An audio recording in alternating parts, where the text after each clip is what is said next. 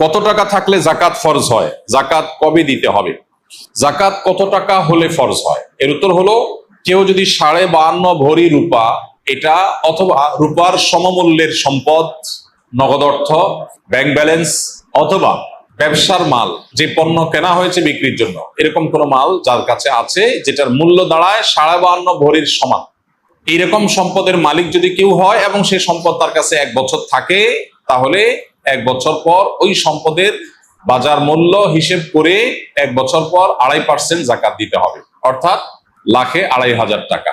এভাবে হিসাব করে তাকে জাকাত দিতে হবে। বর্তমানে রূপার যে বাজার দর, সেটা হিসাব করলে প্রায় 2.25 লাখ টাকার কাছাকাছি হয় 52.5 ভরি রূপার দাম। এটা ভ্যারি করে, উঠানামা করে।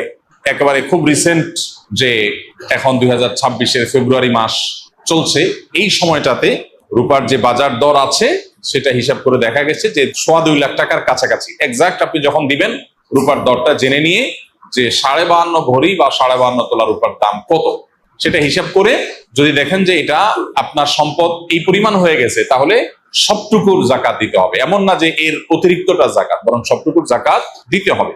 জাকাত দেওয়াটাকে জরিমানা মনে করা, এটা কিয়ামতের আলামত। সহিহ বুখারীতে আসছে, নবী সাল্লাল্লাহু আলাইহি ওয়াসাল্লাম বলেছেন, একটা সময় আসবে মানুষ যখন জাকাত দেওয়াটাকে তার জন্য অর্থদণ্ডের মতো বিষয় মনে করবে, জরিমানার মতো বিষয় মনে করবে। এটা ভুল ধারণা আমাদের সমাজে। কারণ আমরা মনে করি যে জাকাত দিলে বোধহয় লস হয়ে যায়, কমে যায়। বরং জাকাত দিলে এটা তো আমার আখিরাতের অ্যাকাউন্টে জমা হয়ে গেল, এটা বরং আমার স্থায়ী হয়ে গেল, নিশ্চিত হয়ে গেল, বাকিগুলোর গ্যারান্টি নেই। এই জন্য জাকাত দিতে পারাটা সৌভাগ্যের বিষয়। আর জাকাত কখন ফরজ হয়? এর উত্তর হলো যে জাকাত ফরজ হয় প্রত্যেকটা ব্যক্তির অর্থ বছরের আলোকে। সবার অর্থ বছর একরকম নাও হতে পারে। ধরুন আমি জিলহজের 1ম তারিখে জাকাত দেওয়ার মতো সম্পদের মালিক হয়েছি, তাহলে পরবর্তী বছর জিলহজের 1ম তারিখে আমার জাকাত আসবে। কেউ যদি মুহররম মাসে জাকাত দেওয়ার মতো সম্পদের মালিক হয়ে থাকে, তাহলে 1 বছর পর মুহররম মাসে তার জাকাত তার উপরে বর্তাবে। তো জাকাত বর্ষ এটা নির্ভর করে ব্যক্তি কখন সম্পদের মালিকানা আসছে তার উপরে। এখন কেউ যদি জাকাত দেওয়ার সুবিধার্থে, হিসাব করার সুবিধার্থে সে যদি একটু আগে দিয়ে দেয়, ধরা যাক যে আমার জিলহজে আসে, আমি রমজানে দিয়ে দিলাম হিসাব করে, কোনো অসুবিধা নেই, জাকাত অগ্রিম দেওয়া যায়। যে প্রতি বছর আমি রমজানে দিলাম, সমস্যা নেই। আমাদের সমাজে অনেকে মনে করে রমজান মাসেই জাকাত দিতে হয়, জাকাত রমজান মাসেই শুধু দিতে হয়, এমন কোনো কথা নেই। তবে এটা ঠিক, রমজান মাস আমলের মাস, সওয়াবের মাস, এই মাসে আমরা বেশি বেশি সওয়াব হাসিল করার চেষ্টা করবো ইনশাআল্লাহ বিইذনিল্লাহ। সেই জায়গা থেকে আমরা নফল দান, অন্যান্য সাদাকা করব, এবং বিশেষভাবে যদি জাকাত দেওয়ার চেষ্টা করি ইনশাআল্লাহ, সেটাও আল্লাহ তাআলার কাছে আমরা বিশেষ আজরের আশা করতে পারি। আমি কোর্ট ম্যারেজ করে বিয়ে করেছি, 3 বছর হলো এবং একটি সন্তানও আছে। ফ্যামিলির সম্মতিতে আবার মহরও ধার্য হয়েছে গর্ভের সন্তান থাকা অবস্থায়। এখন সম্পর্কটি হারাম নাকি হালাল?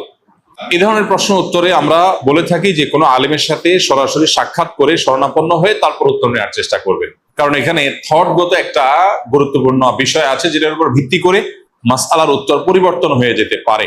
তবে মৌলিকভাবে আমরা বলে রাখতে পারি, সেটা হলো কোর্ট ম্যারেজ বলেন আর যে নামই বলেন, শরিয়াতে বিয়ের জন্য, বিশুদ্ধ হওয়ার জন্য যা যা শর্ত আরোপ করেছে তা যদি পাওয়া যায় তাহলে বিয়ে হয়ে যাবে। কোর্ট ম্যারেজে অনেক সময় দেখা যায় প্রস্তাব বা সম্মতি, মৌখিক প্রস্তাব বা মৌখিক সম্মতি থাকে না।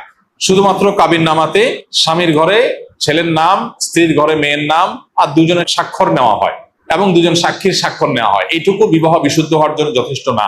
শরিয়া দৃষ্টিকোণ থেকে বিবাহ বিশুদ্ধ হওয়ার জন্য উভয় পক্ষ থেকে প্রস্তাব এবং সম্মতি থাকতে হবে স্পষ্ট। কেউ যদি বোবা হন, মুখে উচ্চারণ করতে না পারেন, তাহলে তিনি মাথা নেড়ে ইশারায় তিনি অন্তত সম্মতি প্রকাশ করবেন। আর তা না হলে মুখে আমি প্রস্তাব করলাম, আমি কবুল করলাম, গ্রহণ করলাম, এরকম কথা দুজন সাক্ষী শুনতে হবে, তাহলে বিয়ে বিশুদ্ধ হবে।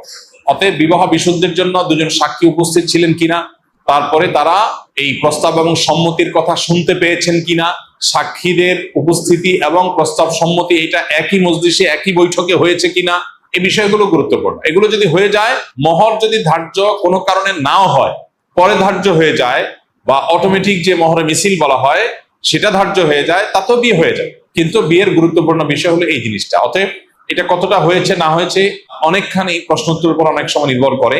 এই জন্য এ ধরনের প্রশ্ন উত্তরের জন্য আমরা অনুরোধ করি যে ওলামা একরামের সাথে সরাসরি সাক্ষাৎ করে আপনার আশপাশে কোনো মসজিদে, গুরুত্বপূর্ণ মাদ্রাসাগুলোতে উপস্থিত হয়ে মুফতিদের সাথে সাক্ষাৎ করে আপনি আপনার ডিটেল বলে উত্তর নেওয়ার চেষ্টা করবেন। আসুন্নাহ ফাউন্ডেশনে প্রতিদিন সকাল 8টা থেকে রাত 10টা পর্যন্ত ওলামা একরাম ফোনে উত্তর দেন এবং সরাসরি উত্তর দিয়ে থাকেন, সেখানে উপস্থিত হতে পারেন। রমাদান এলেই মা বোনেরা প্রতিযোগিতামূলক কোরআন খতম দেন। অনেকে বিষয়টি বাড়াবাড়ি বলেন, কারণ হিসাবে যুক্তি দেয় যে দ্রুত পড়লে সহি হওয়ার সম্ভাবনা কম থাকে এবং অর্থ বুঝে পড়া ভালো। কথাটা কতটা যুক্তিযুক্ত? কোরআনে কারীম পড়ে শেষ করা, খতম দেওয়া এবং একাধিক খতম দেওয়া, বেশি বেশি তেলাওয়াত করা রমজান মাসে, এটা সালাফে সালেহ থেকে প্রমাণিত। আমাদের পূর্বসূরিগণ তারা রমজানের শেষ দিন পর্যন্ত বেশি থেকে বেশি কোরআনে কারীমের তেলাওয়াতে মগ্ন থাকতেন। যেহেতু এই মাসটাই হলো কোরআন নাজিলের মাস, অতএব এই মাসের অন্যতম গুরুত্বপূর্ণ আমলটা হলো বেশি বেশি কোরআন তেলাওয়াত করা। যেসব ভাইরা কোরআন তেলাওয়াত জানেন না, তারা কোরআন তেলাওয়াত শিখতে পারেন। আমরা সুন্নাহ ফাউন্ডেশন থেকে দীর্ঘ 1 বছর টানা পরিশ্রম করার পর আলহামদুলিল্লাহ, যারা কোরআন সহি বা শুদ্ধভাবে পড়তে বা তেলাওয়াত করতে পারেন না, এমনকি আরবি অক্ষরও চিনেন না, তাদের সুবিধার্থে আমরা সহজ সূত্রে কোরআন শিখি নামে একটা কোর্স আমরা চালু করেছি। এবং এই কোর্সটা প্রতিদিন তারাবির পর আমাদের ভেরিফাইড ইউটিউবে, অর্থাৎ আমার নামে যে ইউটিউব চ্যানেল আছে, সেখানে প্রতিদিন একটা করে পর্ব আপলোড হয়। গত 2 রাতে 2টি পর্ব আপলোড হয়ে গেছে। আজকে তারাবির পরে 3 নম্বর পর্ব আপলোড হবে ইনশাআল্লাহ। 10 থেকে 15 মিনিট, 20 মিনিটের মধ্যে ভিডিওটা, মাত্র 27টি ভিডিও ইনশাআল্লাহ পুরো কোরআন সহি করে শেখার জন্য তৈরি করা হয়েছে, অনেক পরিশ্রম করে, অনেক সাধনা করে। অতএব যারা সময় আছে তারা সেই ভিডিও ফলো করতে পারি, অথবা অন্য কোনো উপায়ে কোরআন সহি করে পড়বো। আর যাদের তেলাওয়াত সহি আছে তারা বেশি বেশি পড়বো। এখন কথা হলো, প্রতিযোগিতামূলক ভাবে বেশি বেশি করে কোরআন খতম দিলে সেটা ভালো কিনা? উত্তর হলো অবশ্যই ভালো, তবে তার কোয়ালিটি যেন ঠিক থাকে। এটা ঠিক যে তাড়াহুড়া করতে গিয়ে কোয়ালিটি নষ্ট করে অনেক পরিমাণে তেলাওয়াত করার চাইতে কোয়ালিটি ঠিক রেখে আপনি সাধ্য অনুযায়ী তেলাওয়াত করা ভালো। দেখা যায় অনেকে হুলস্থুল করে কোরআন তেলাওয়াত করেন, কি পড়েন নিজেও বোঝেন না। খতম দেওয়া উদ্দেশ্য হয়, এই খতমটা অর্থবহ না। আল্লাহ তাআলা আমাদের আমলকে মাপবেন, আল্লাহ আমলকে গুনবেন না।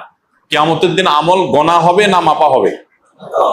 মাপা হবে। অতএব আমাদের আমলের কোয়ান্টিটি না, দেখতে হবে কি? কোয়ালিটি। এজন্য তেলাওয়াত সুন্দর করে করতে হবে। কিন্তু আবার কোয়ালিটির কথা চিন্তা করে অনেকের খতম দেওয়ারই আর সুযোগ হয় না, সেটা দুর্ভাগ্যের ব্যাপার। এজন্য কোরআনে কারীম বেশি বেশি তেলাওয়াত করা প্রশংসনীয়, প্রতিযোগিতামূলক ভাবে করলে সেটাও প্রশংসনীয়, বেশি বেশি খতম হলে সেটাও প্রশংসনীয়। তবে লক্ষ্য রাখতে হবে তেলাওয়াতটা যেন তারতিলের সাথে হয়, শুদ্ধতার সাথে হয়। আল্লাহ বলেছেন, ওয়ারাত্তিলিল কুরআনা তারতিলা, তোমরা তারতিলের সাথে কোরআনকে তেলাওয়াত করো। অতএব সে বিষয়টি আমাদেরকে লক্ষ্য রাখতে হবে।